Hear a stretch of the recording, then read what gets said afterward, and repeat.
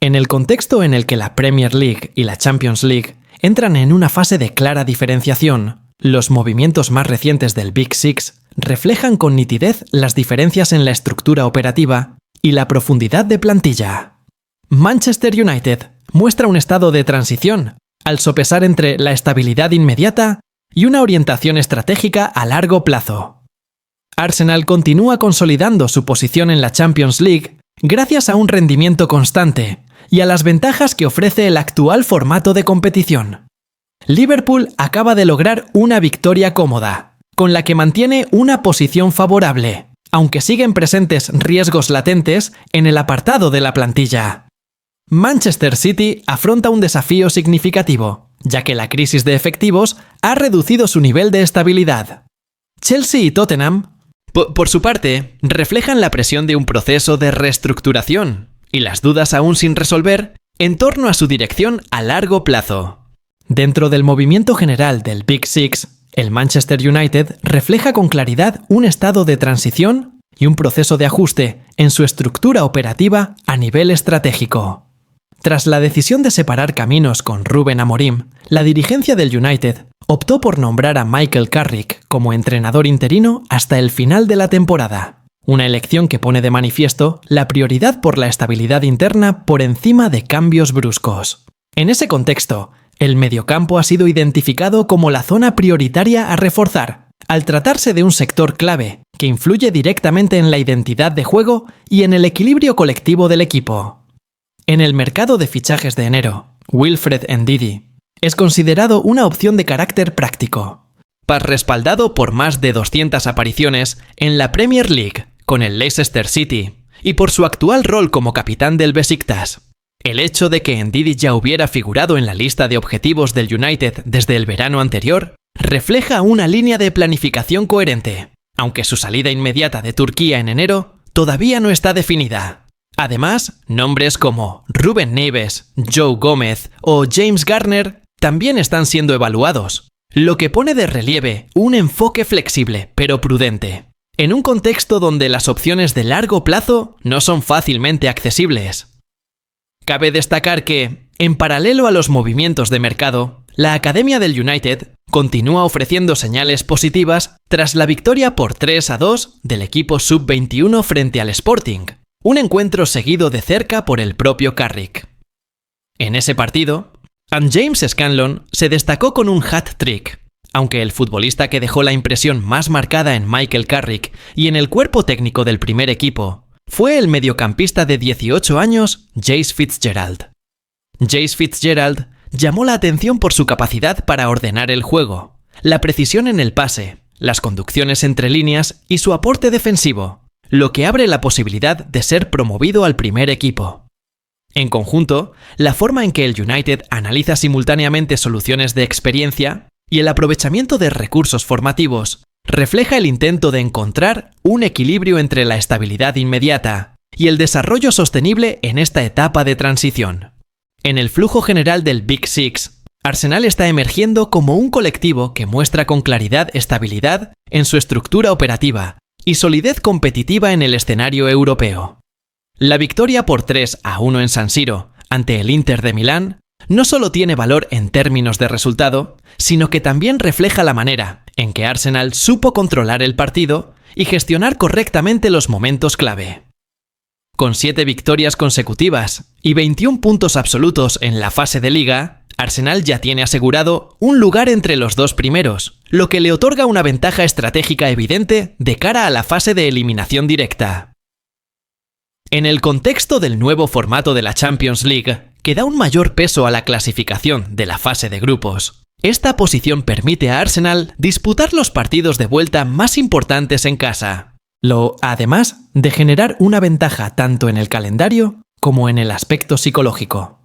Esto demuestra que el Emirates Stadium se está consolidando como un punto de apoyo fundamental dentro de la estructura competitiva a largo plazo del club. Cabe destacar que el rendimiento frente al Inter también pone de manifiesto la profundidad de la plantilla y la capacidad de rotación flexible bajo la dirección de Mikel Arteta.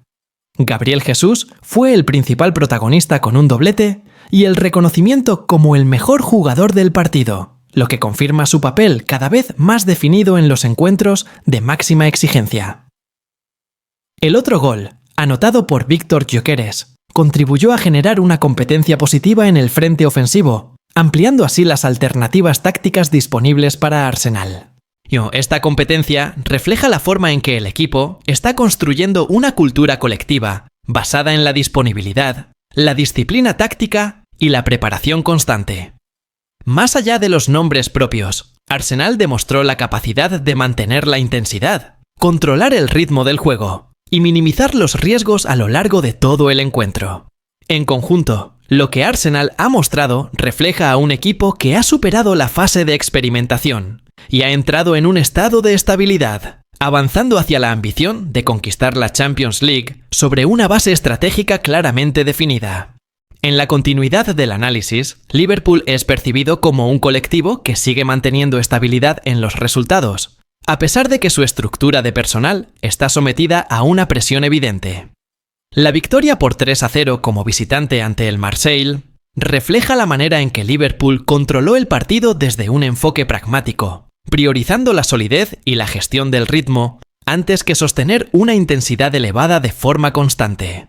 El gol de apertura de Dominik Szoboszlai al final del primer tiempo tuvo un valor clave, ya que permitió al equipo establecer una ventaja psicológica antes de afrontar la segunda mitad.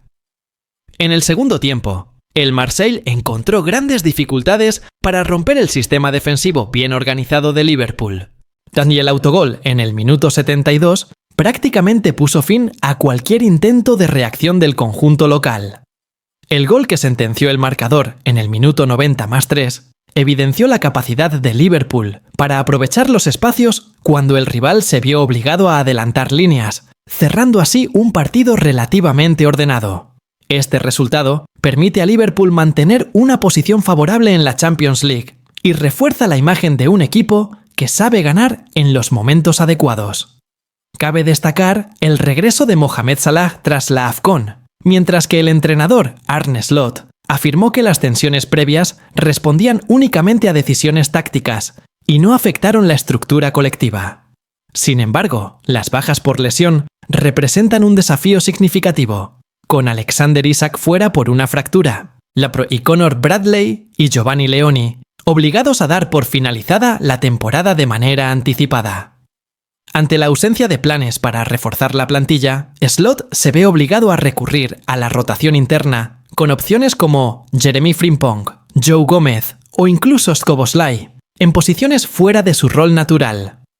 En términos generales, Liverpool muestra la estabilidad necesaria en los resultados, aunque la limitada profundidad de la plantilla podría convertirse en una debilidad relevante si el calendario continúa intensificándose en la fase decisiva. Manchester City atraviesa un estado de inestabilidad tras la derrota ante Bodo Glimt, un resultado que pone de manifiesto problemas que se vienen acumulando en la estructura de funcionamiento del equipo.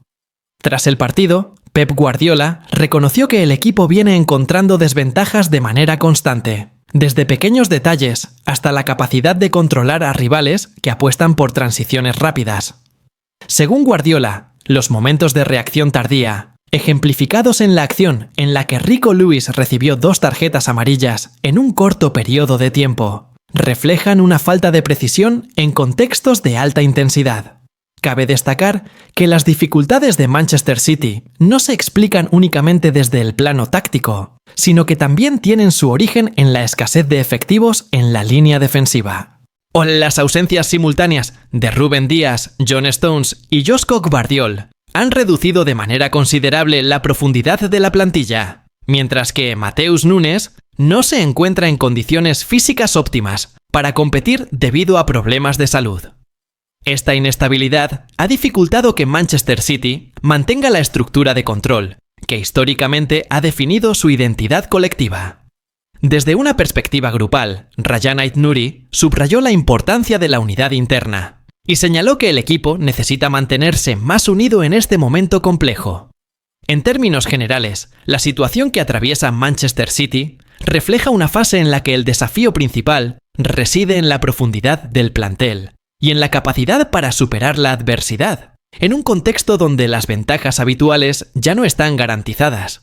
Al cerrar el panorama del Big Six, Chelsea y Tottenham reflejan de manera conjunta desafíos de carácter estructural, donde la presión no proviene únicamente de los resultados a corto plazo, sino también del proceso de estabilizar una orientación estratégica a largo plazo.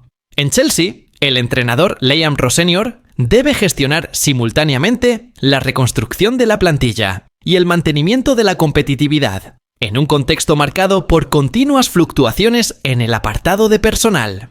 Enzo Fernández continúa siendo identificado como un pilar táctico gracias a su capacidad para desempeñarse con flexibilidad en el mediocampo, aunque la cuestión sobre su posición óptima dentro de la estructura operativa aún no ha sido resuelta de manera definitiva. En sentido contrario, el futuro de Raheem Sterling refleja un cambio en la orientación de la gestión de plantilla, ya que su salida está siendo considerada, y el Napoli aparece mencionado como un posible destino.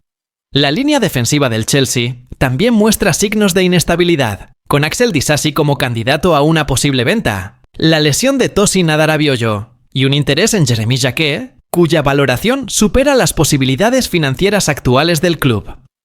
El hecho de que Chelsea se encuentre fuera del top 8 y bajo presión por los resultados evidencia que el proceso de reestructuración sigue acompañado de riesgos significativos. Por su parte, Tottenham ha logrado aliviar parcialmente la presión tras la victoria por 2-0 ante el Borussia Dortmund. Aunque el entrenador Thomas Frank continúa enfrentando dudas en torno a la estabilidad a largo plazo del proyecto. Frank subraya la cohesión interna del grupo. Sin embargo, el futuro de Metis se ha convertido en un punto de atención relevante, ya que el joven delantero no está satisfecho con su rol como suplente y está considerando una salida durante el mercado de invierno. En una visión general, el panorama del Big Six en el momento actual refleja una diferenciación cada vez más clara en términos de estructura operativa, profundidad de plantilla y nivel de estabilidad estratégica.